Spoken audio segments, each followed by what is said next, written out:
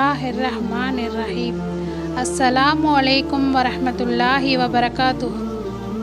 பிஸ்மில்லாவின் அற்புத சக்தி.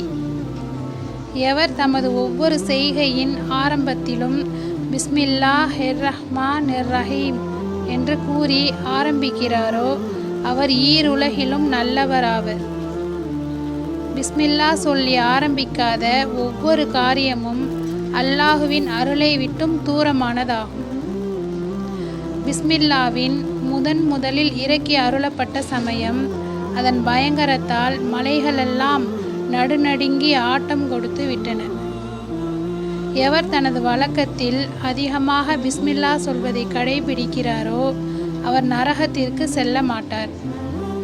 எவர் அதிகமாக பிஸ்மில்லாவை ஓதுகிறாரோ அவர் வானவர்களிடமும் மக்களிடமும் கண்ணியமாகவும் கம்பீரமாகவும் ஆகிவிடுவர்.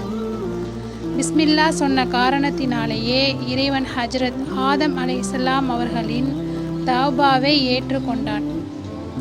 பிஸ்மில்லாவை சொன்ன காரணத்தினாலேயே ஹஜ்ரத் நூஹ் அலைஹிஸ்ஸலாம் அவர்களின் கப்பல் ஜூதி என்னும் மலையை அடைந்து ஈடேற்றம் அடைந்தது. பிஸ்மில்லாவை சொன்ன காரணத்தினாலேயே ஹஜ்ரத் இப்ராஹிம் அலைஹிஸ்ஸலாம் அவர்களின் நெருப்பு குளிர்ச்சி அடைந்தது. பிஸ்மில்லாவை சொன்ன காரணத்தினாலேயே ஹஜ்ரத் மூசா அலைஹிஸ்ஸலாம் அவர்கள் ஃபிரௌனை விட்டும் அவனின் சேனையை விட்டும் ஈடேற்றம் அடைந்தார்கள். பிஸ்மில்லா சொன்ன காரணத்தினால்தான் ஹஜ்ரத் சுலைமான் அலைஹிஸ்ஸலாம் அவர்கள் அரசாங்கத்தை இறைவன் பலப்படுத்தி ஜின்களையும் பறவைகளையும் அவர்களுக்கு வழிபட செய்தான். பிஸ்மில்லாவின் காரணத்தினால்தான் ஹஜ்ரத் ஈசா அலைஹிஸ்ஸலாம் அவர்கள் மரணித்தோரை உயிர் பெற்று எழ செய்தார்கள்.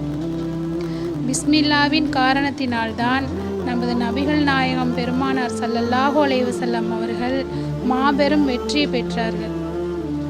அஸ்ஸலாமு அலைக்கும் வரஹ்மத்துல்லாஹி வபரகாத்துஹு.